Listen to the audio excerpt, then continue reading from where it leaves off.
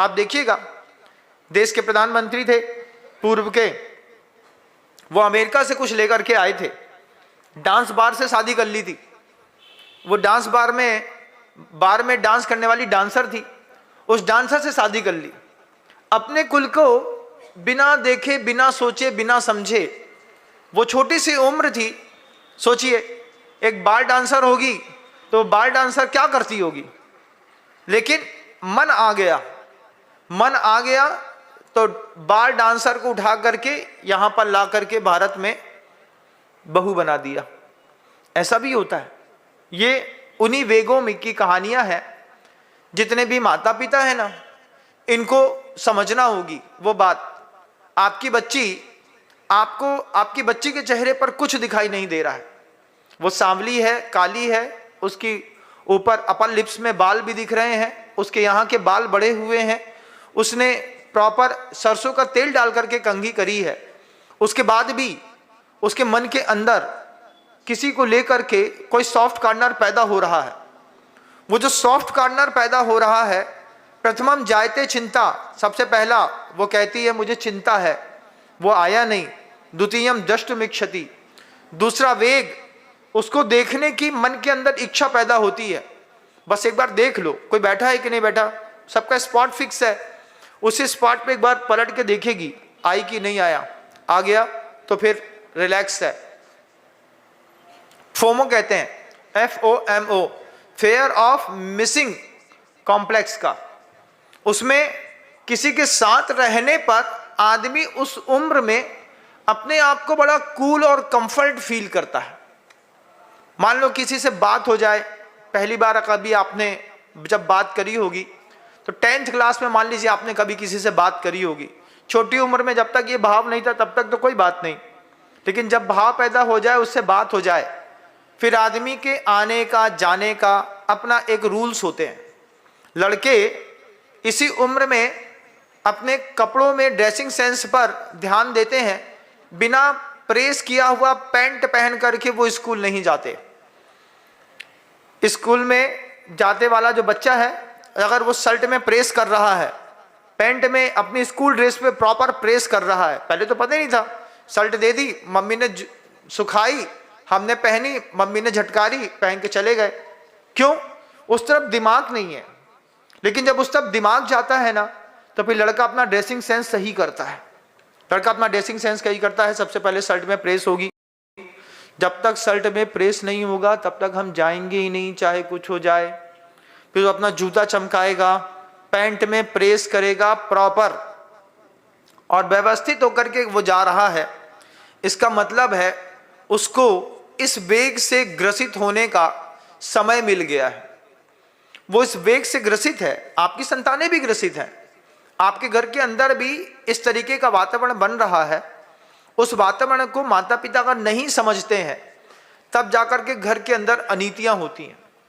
प्रथमम जायते चिंता, द्वितीयम दष्टुमिच्छति, तृतीय दीर्घ निश्वास।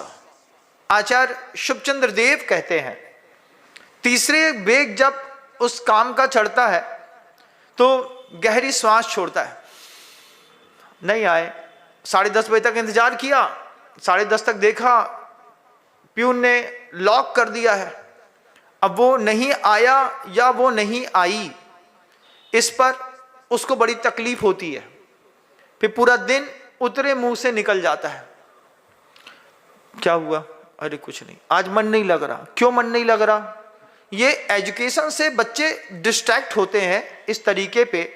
जब तीसरा वेग चढ़ता है तो तृतीय दीर्घ निश्वास, गहरी श्वास छोड़ता है। आने से वो फिर गाना आता है, आने से उसके आए बाहर, जाने से उसके जाए बाहर, उसके दिमाग में चलता है। वो उसी तरीके की अपनी अंदर की एक्टिविटी को जनरेट करता है। वो देखता है, दीर्घ निश्वास लेता है, वो एक ही चीज कहता है, हम तुमसे बात करें नहीं करें, हमारे उस जोन में रहो, हमारे आसपास बने रहो। बस आसपास बने रहने पर उसको किसी प्रकार की अंदर से एक कूल फील करता है।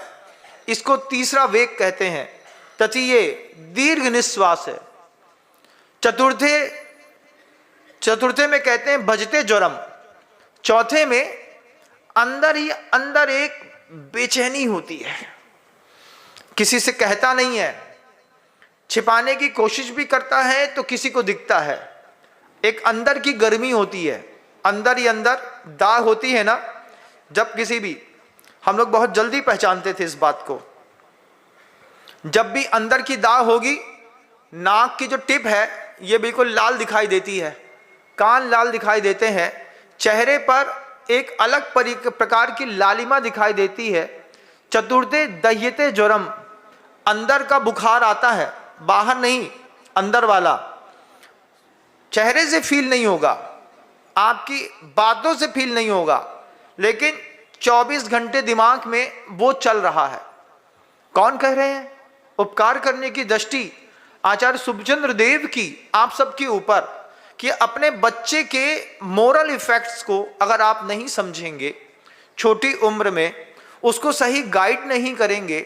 पहले ही कहा मैंने, ये प्रॉब्लम है गोइंग स्कूल, जो बच्चे स्कूल में जा रहे हैं, जो बच्चे ट्यूशन जा रहे हैं, जो बच्चे कॉलेज की तैयारी कर रहे हैं, उनके जीवन में इस तरीके की मानसिक दिक्कत है। उस मानसिक दिक्कत को आज आप बड़े हो गए हैं, भले आप उसको ना देखें, लेकिन जब मैं दिखाऊंगा तो आपको देखना पड़ेगा। आप भी बोलेंगे उसमें हम भी शामिल हैं। आचार्य कहते हैं हर माता पिता का कर्तव्य है अपने बच्चे का ऑब्जर्वेशन कर ले। 6th क्लास की बच्ची है, 6th क्लास का बच्चा है, उसका स्टाइल माता पिता कैप्चर करते हैं, कैप्चर करके समझते हैं। ये गाथा मुंह में रखिएगा अपने, प्रथमम जायते चिंता, द्वितीय दष्टमिक्षति, तृतीय दीर्घ निश्वास, चतुर्थे भजते ज्वरम, पंचमे दह्यते गात्रम। पांचवा जब बेग चढ़ता है तो पूरे शरीर में उसको बुखार आ जाता है। अचानक आप किसी को छू करके देखें और वो आया है और उसके शरीर में एक्स्ट्रा गर्मी दिखाई दे रही, क्यों? शरीर गर्म सा लग रहा है। अरे नहीं, इतना तो नॉर्मली रहता है हमारा, इतना नॉर्मली नहीं रहता है। नॉर्मली बहुत कूल होता है, बहुत कूल। लेकिन जब उसके मन के अंदर इस तरीके का वेग बढ़ता है ना, तो उसके माथे पर हल्की हल्की आपको पिंपल्स दिखाई देंगे। चेहरे पर 3 प्रकार के अलग अलग तरीके के पिंपल्स दिखाई देते हैं। माथे का पिंपल्स जो होता है वो किसी भी चीज के टेंशन वाला होता है। गाल पर जो पिंपल्स होते हैं, ये सारे के सारे जो पिंपल होते हैं, ये वो उसी के पिंपल्स होते हैं जो गाल पर बढ़ने की कोशिश करते हैं। फिर तीसरा, नीचे चिक पर एक पिंपल्स अलग होता है। तो चिक के पिंपल्स, गाल के पिंपल्स, माथे के पिंपल्स, जितने भी आपको साइकियाट्रिस्ट हैं वे इसको इस बात को बताएंगे कि पिंपल्स को देख करके, चेहरे को देख करके, इस तरीके के सामुद्रिक शास्त्र को देख करके व्यक्ति पकड़ता है दिमाग में चल क्या रहा है। दोस्तों, अगर आपको मेरी वीडियो अच्छी लगती है तो प्लीज मेरे चैनल को लाइक करें, शेयर करें, सब्सक्राइब करें। इसी तरह से अपना प्यार देते रहें। Thank you.